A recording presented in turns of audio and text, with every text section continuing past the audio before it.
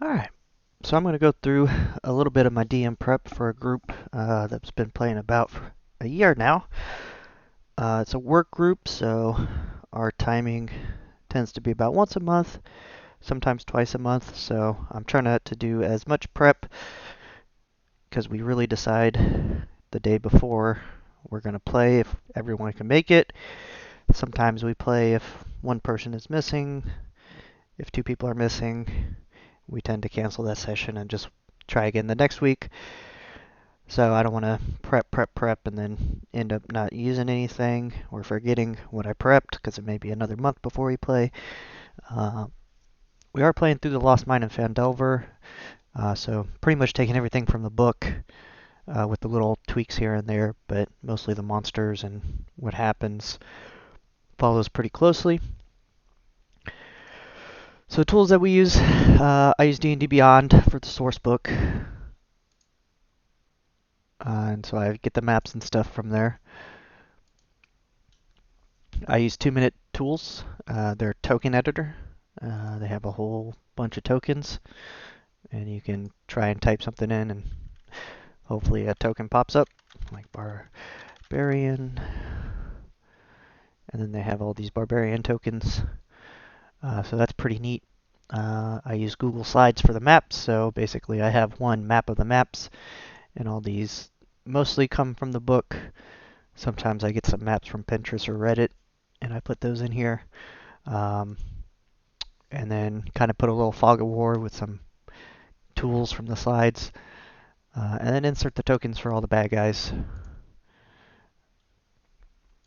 And then we use Google Docs to kind of track what the party's been through, and this is kind of how I track what's going on, so I can look through and see where different people are. We have like NPCs, and I try to keep a rolling log of where the NPCs used to be, or what they're doing, or what quests, how they've interacted with the party. Um, Obviously, don't put any secrets in here or anything or motivations for the NPCs, but I kind of just take what's coming from the book, so nothing too different there. So for this, the last time we played, the group headed out to Crackmaw Castle in the Lost Mine of Phandelver book. They're trying to seek Gundren Rockseeker, who they were tasked with coming out to Phandalin. Found out he was missing, and Sildar, who was Gundren Rockseeker's companion, tasked the party with finding him.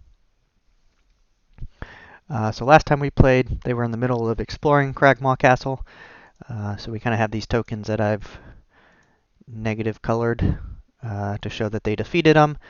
And then these tokens are monsters that they haven't encountered, but they saw them as they were sneaking around and looking through. And then obviously there's some parts that are still covered up. So I believe they ended up coming from the south here. They crawled up this rubble. There were a whole bunch of goblins in here eating, and there was like a goblin leader, and they dispatched of them. They went around to the owlbear, fought him, which caused there was a whole bunch of ruckus. So the leader of the castle, Grawl, and his wolf Snarl came and helped, and they ended up beating them. I think the party's pretty low on HP, but they did manage to finish off Grawl. So they haven't been in this room yet, but there is Gundren Rockseeker in here.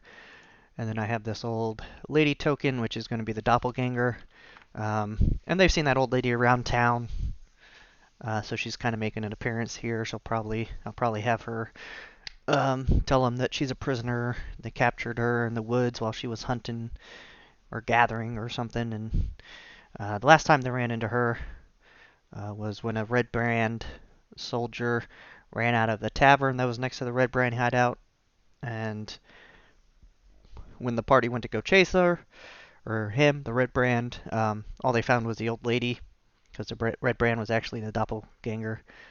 Um, so they kind of ran into her, and she said the guard almost ran her over, and they kind of believed her. I don't know if they're probably a little bit suspicious of her, but they didn't really do anything with her. So she just walked off into the town, and that was the last time they saw her. So she'll make an appearance here, and we'll just see what happens, if they trust her or if they um, think something's up. And she'll probably be a little bit fishy because um, she probably doesn't, she isn't restrained or anything. So we'll just see what the party comes up with. Um, so these are the party tokens here. There's 1, 2, 3, 4, 5, 6 players. I believe we have Creef, who is a paladin, Scrump the fighter, who's Goliath, Tidrin, who is a human paladin, Teaston, who's an ASMR bard, Floridus, who's a tiefling sorcerer, and then Jothrin, a human ranger. And for the most case, all these players are pretty new. So this is, I think, only 1 or 2 players have played before. So this is a fairly new group. So we're just kind of going through Lost Mine and Found Delver as a test run. We're slowly running out once we finish Crackmaw and Wave Echo Cave. That'll kind of be the end of the venture. But I've kind of been planting seeds for some of the other source books, like dragons flying around, which isn't a normal sight, I guess. It's becoming more and more frequent. There's that kind of leads into the Horde of the Dragon King and the Rise of Tiamat, and then if the party wants to play that book, or there's fire giants that have been attacking a nearby settlement, and refugees came to Phandalin. So I believe that leads into Storm King's Thunder. But we have to finish Crackmaw first, and then Wave Echo Cave. So I'm going to just kind of prep a little bit here and there for that. Crackmaw is already completely finished, pretty much with all the people. As we kind of play, I just kind of read through the book. So we have the source book, and everything just kind of I get from here. I'm not really changing much. There's been a couple side quests that the team went on, and different stuff that's popped up, but at least for Crackmaw, most of this stuff is going to remain the same. So I don't really have to change this. The prep that I'm going to do is this Wave Echo Cave, because the party might be able to get there in the next session once they finish Crackmaw. And we actually have the whole gang, so I may just want to push this forward because I think we played 17 sessions so far. And the party's just been doing random stuff, so just trying to move the story forward a little bit. So I need to figure out how to prep this. Most of the maps work well in Google Slides if they're tiny. I've run into an issue with the Wave Echo Cave because it's so large that it may be trouble trying to get the party to be able to see anything. And the party likes to, we've been playing online, so using Discord, and I send a link out to this map, and then everyone can join. That way everyone can move their own character. But yeah, this map is probably too large. It's probably going to cause some issues. So I did put all the tokens in here that I'm going to be using. So this comes from 2-Minute Token Editor. So I actually was able to pull quite a bit. They have zombies. They have a flaming skull. They have bugbears. I guess bugbear. They got a male and female. Flaming brings up the flaming. Let me see if skull brings up. Sometimes the search words. Yeah, flaming skull. So I put those in here. So what I'll probably do, I'm thinking about either splitting the map in half, and then we just jump between slides as the party crosses wherever the threshold may lay. But yeah, I basically went through the source book, looked at each of the keyed encounters, and then I got all the um, the monsters or creatures over here that go with there. I haven't put them in yet because I'm not quite sure how I want to lay this out. But they're all here, so when we're playing, I'll have these off to the side, and I usually have them hidden, so in case the players get sneaky, they don't really search these documents, but I kind of have a colored text over them so that when I can just go and pull them when it's an encounter that may or may not happen. Um, but yeah, I just need to figure out how to get this map. I'm thinking maybe I might be able to do a snippet, and I'll kind of just cut the top half. And then I may just go into paint, and I can freeform select. It's probably not showing, but I'll kind of just paste the final result as we...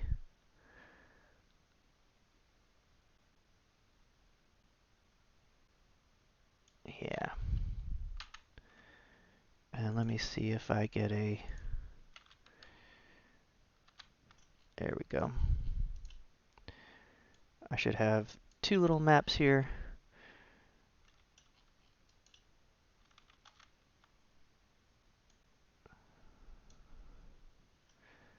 And this may work a little bit better than what I was doing, trying to fit everything in one.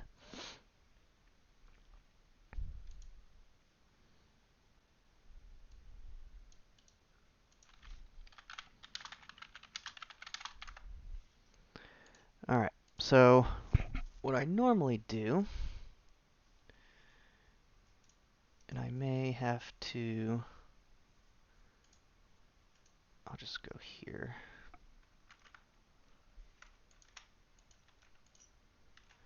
When I have the image saved, I can add a background.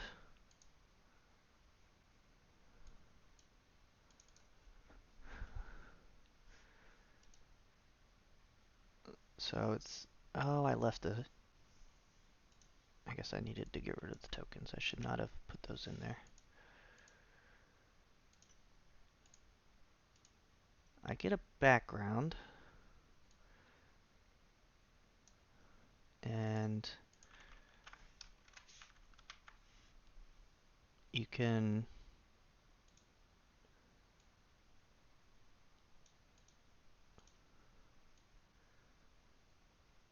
set the background so that the players can't move it, because I normally just put a picture. But yeah, then that was causing some issues. So I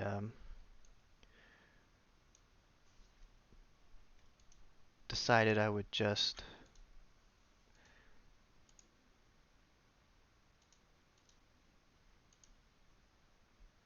force it as a background.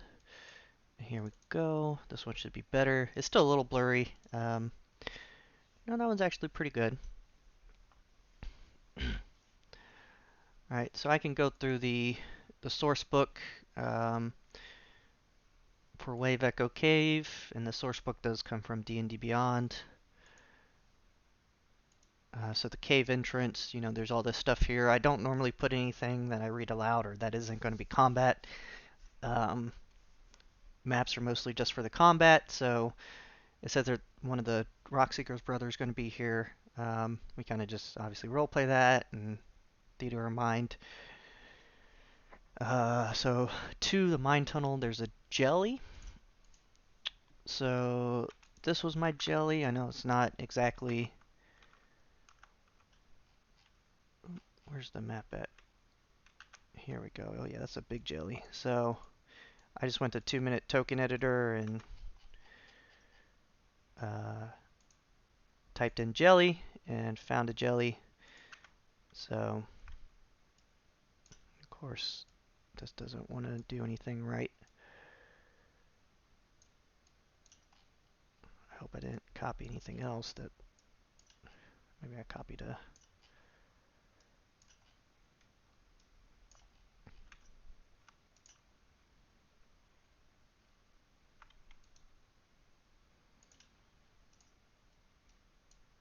So right now we have The jelly, I may just hold that off on the side because I think the book says the jelly kind of um, moves around trying to get a creature that lags behind. So this is usually what I'll do if um, so that'll like just kind of be something. If the jelly pops up, I'll go grab the jelly, and he stalks the group, waiting for an opportunity to attack a lone target. So if somebody's kind of in the end, one of the squishier people, maybe the bard or the sorcerer, um, he may try to attack him. I think a lot of the other characters wear armor.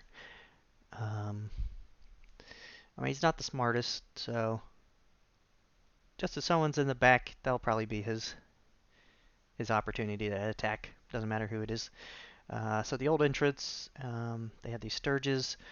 I Party's actually not ran across them. I may just make this a Constitution check or something for the blood drain. So instead, and the Sturges attacks a target will attach the Sturge. Instead, at the start of each of this target loses hit points due to blood. Uh, yeah, I can use an action to detach the Sturge.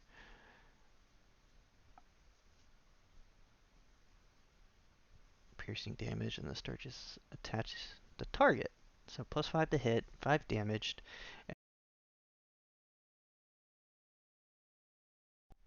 I take the damage from the book just to, or the average damage just to speed up the combat.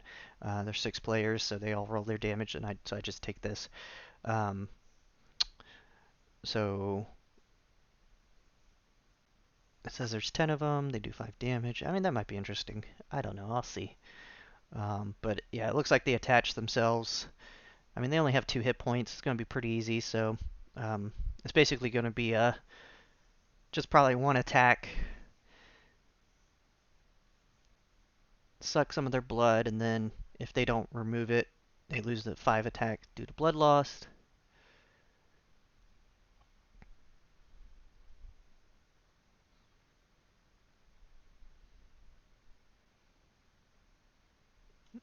Yeah, so we don't really need tokens for that, but there are tokens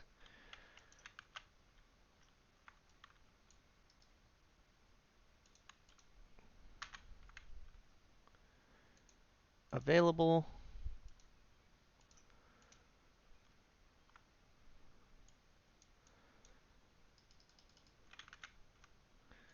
Here we go. So this is actually one of the 2-minute token editor. You can type in Sturge.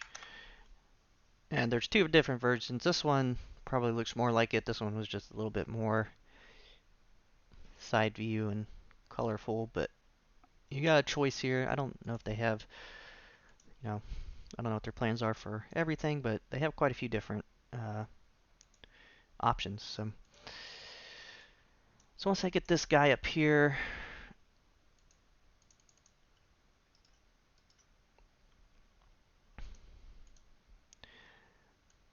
and we got this guy. I probably got, yeah, there we go. So the only thing is I don't know where these guys are. Usually I may just have another, I may just use the second map and just copy over these tokens like I just did if they, because yeah, sometimes it's hard to find these. Sometimes I can just put a little border so that it stands out a little bit, but obviously then players might know something's there, but like I said, I trust them not to look behind here, so. There we go. Let's see if I can get my view to be 100%. Yeah. There we go. So I just removed it. So that was room 3, I believe. Yeah, because 2 is the mine tunnels, 3 is the old entrance. Sometimes I read this or try to describe the room as I'm going through. They'll find these. It'll be basically a surprise attack or not if the party can percept them. As the Sturges roll a dexterity check. Sometimes I roll those beforehand. Um,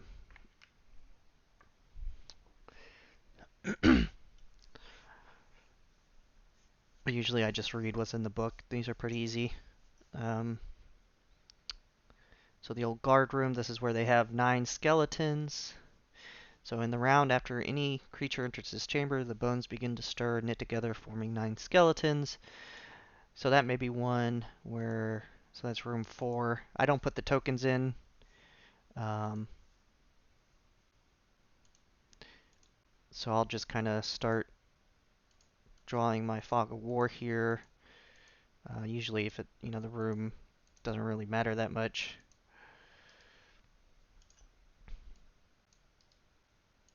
I'll cover the whole room.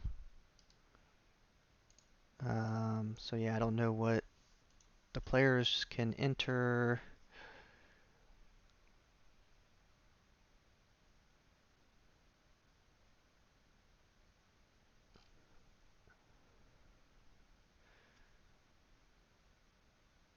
So one, they enter the northeastern section. Has collapsed, forming a 10-foot wide, 20-foot deep pit.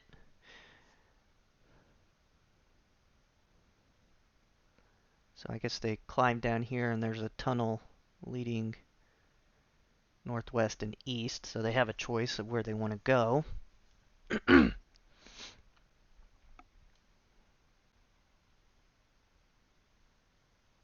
So that may be.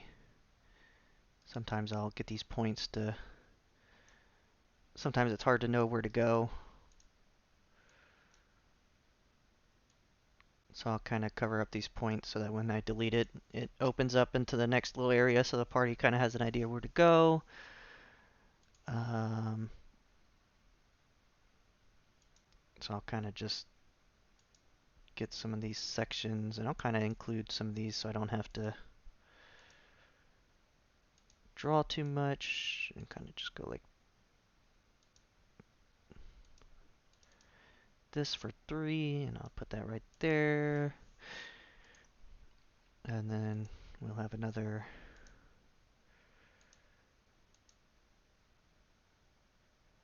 Kind of get this. Oh, that didn't work, but do something like that. So when I delete this, you can't really see that, so I need to draw that one again. Try to follow this a little bit more closely.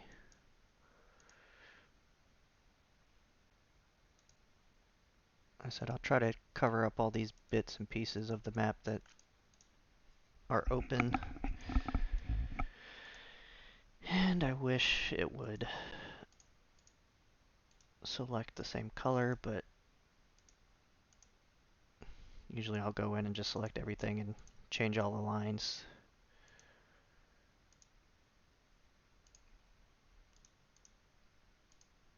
So that, I don't know which color this one went. There you go. So it all kind of blends together there. So 3 is done, 4 is done. I think that was the skeletons jumping around. So yeah, so this one has splintered bones and branches amid bones of several dwarves and orcs. So this is after they enter. So basically, once they enter, 9 skeletons rise up. So that's why I didn't put um,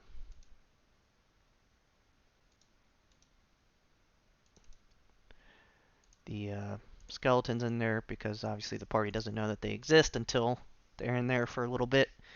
So it just kind of depends on what happened. If they all enter the room, or if only one person enters the room, then one person might be screwed. Yeah, that's I kind of go through and get all the tokens done. I'll read the book like the night before or a couple nights before, just to you know see what's going on. But the first pass I do is just get the maps ready if there are maps. And right now, the Lost Mine of Phandelver, there's a lot of maps to use. Um, so 5 was Assayer's Office, and there's really no monsters here, so that one's just going to be a, a fill in, and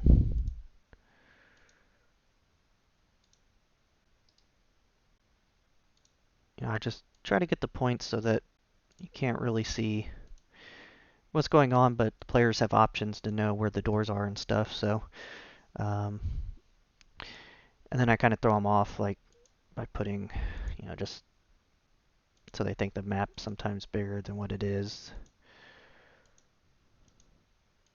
And hopefully they don't spend a lot of time trying to find, a secret door heading over here or something. But it gives them the chance in case they can ask around and see what's there. So, and just fill in any of these blank spots, so it just kind of makes the map a little bit more mysterious instead of knowing, I mean, obviously they know they're coming in here. They're going to explore over here. There's nothing, there shouldn't be anything down here. But so 2, that one is weird. So that one are mine tunnels. So that's just kind of like a maze. So with something like this, where the players have to explore, I think this is kind of a first one that I've seen.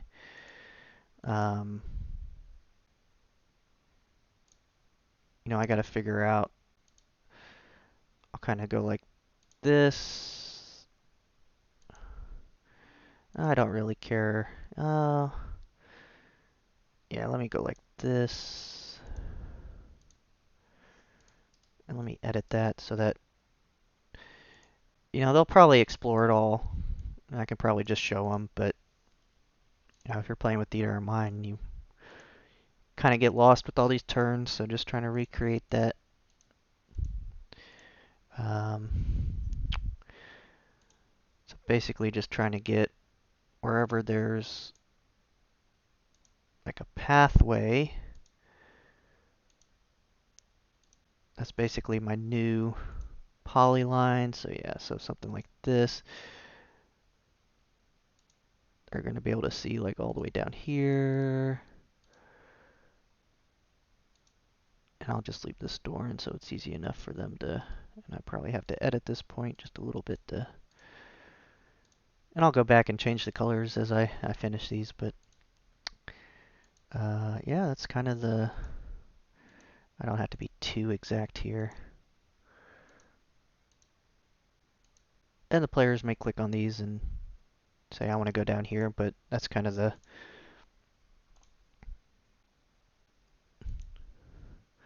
I don't think they're going to be able to, they may be able to, I mean, obviously the map kind of shows them there's edges and boundaries and stuff, but if I tell them that, it's cut off, this may lead somewhere.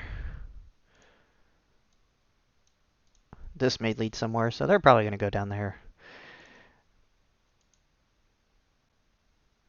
I should probably just go like this to cover up this whole thing. And there's a bunch of dead ends, and I can kind of just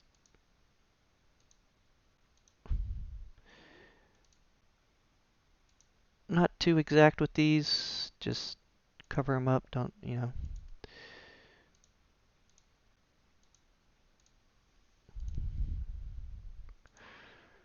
I'll probably just go like this. This one's going to be like I can probably go all the way down here.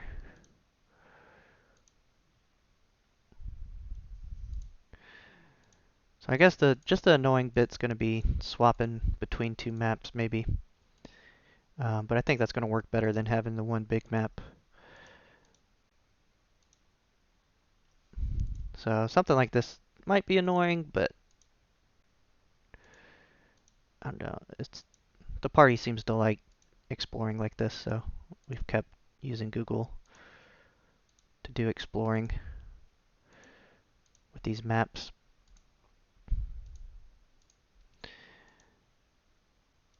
And I mean, it's not too much work. So we got 2 done.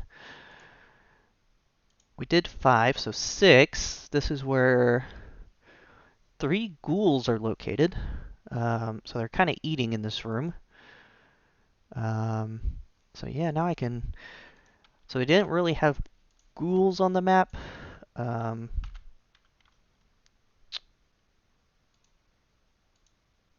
said ghouls on the map, I meant ghouls on... I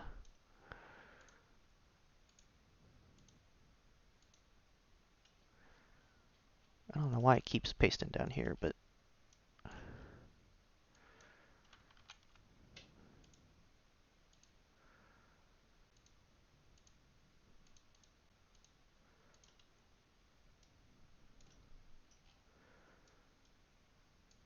So these guys I'll put in the room because they actually exist without... As soon as the party opens the door, um, you know, they're going to see them. So that's usually when I put the tokens on the map. And I just put them wherever. The only trick with this map is that, you know, 1 square is equal to 10 feet. I probably could have made this map a little bit bigger. But this seems to be about right. Yeah, because using the other map is definitely too big. It makes it hard to navigate around. So something like this, I just put them in there randomly. Cover them up.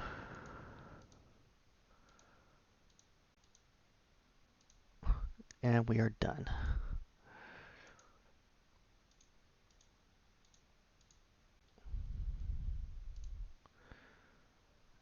So 7, there was nothing in 7, so yeah, this is something.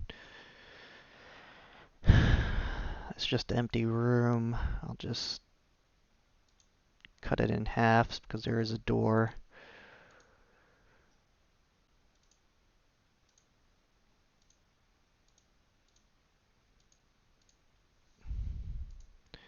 I said if I can fill these in just to make it seem like there's more than what's there.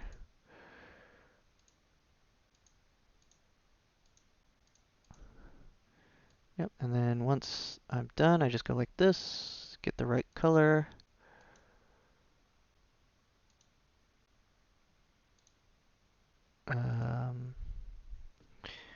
I guess I can't get the...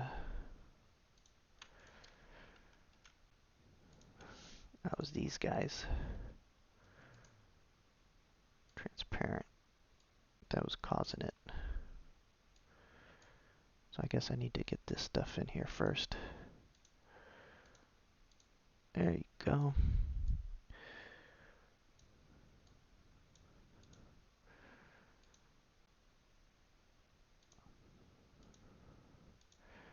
I'm sure there's some way you can set a default color for this, but I just haven't messed with it to figure it out. And there's little things here and there, but at least for the most part, I can just start deleting. So when they enter this room, I delete it. You can see where your options are.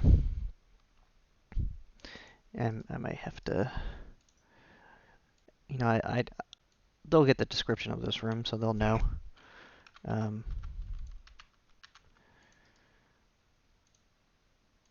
don't think these are hidden or anything, so.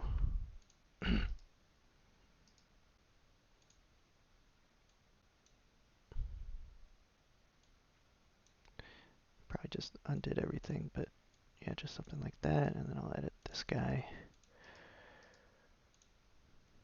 Just a little, push that out. Yeah, so yeah, these tokens have really been neat. So if you type in skeleton, whole bunch of skeletons, type in zombie, I got a whole bunch of zombies. I used this zombie for a ghoul, because I don't think they have ghoul.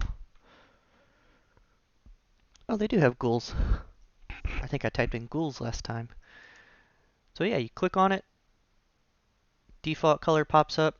You can change all the colors over here if you don't like the colors. Most of the time for these random creatures, I just keep them the same.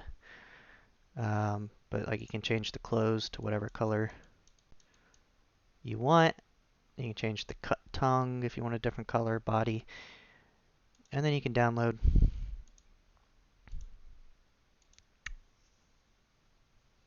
So I think I had... Oh, I don't even think I put the ghouls anywhere. Oh, I just put them in here. So instead of those ghouls, so you can just, when you save the file, you just drag and drop the file in here, and then now you have your ghoul token, and it'll actually look a little bit better than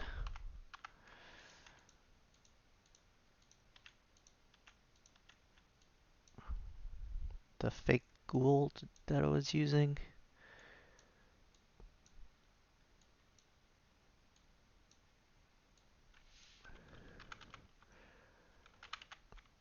And these guys, and their final place isn't usually, I may move them around if something happens, so I just get them in the room if they exist, and then obviously you can order, bring that to front, and bring that down a little bit more. So like the fungi cavern, there's nothing in there, it's just poison, so that's just something I read. And I'll probably just cut this one kind of like this until they get into the cavern. Party's probably going to be suspicious and go slowly. Uh,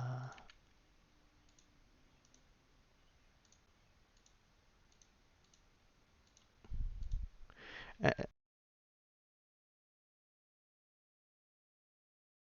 there are no bad guys in here, so it's just, I'll probably just get them to be suspicious and then open this up. Um,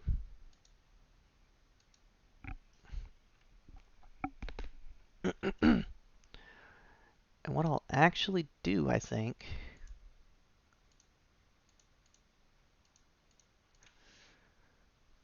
so yeah, then I'll just come in and clear some of these up just to,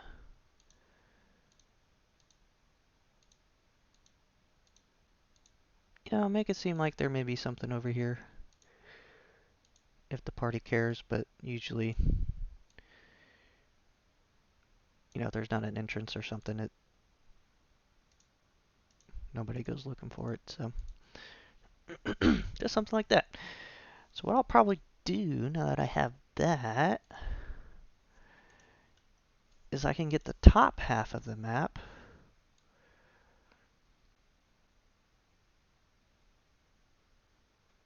and I'll take a snippet and I'll do the same thing in paint. And it's probably not showing right now, but all I'm doing is just selecting in paint the portion of the map that has been cut off.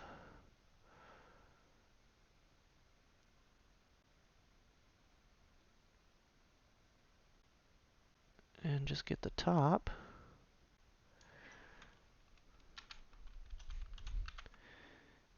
And then I save that as a different map.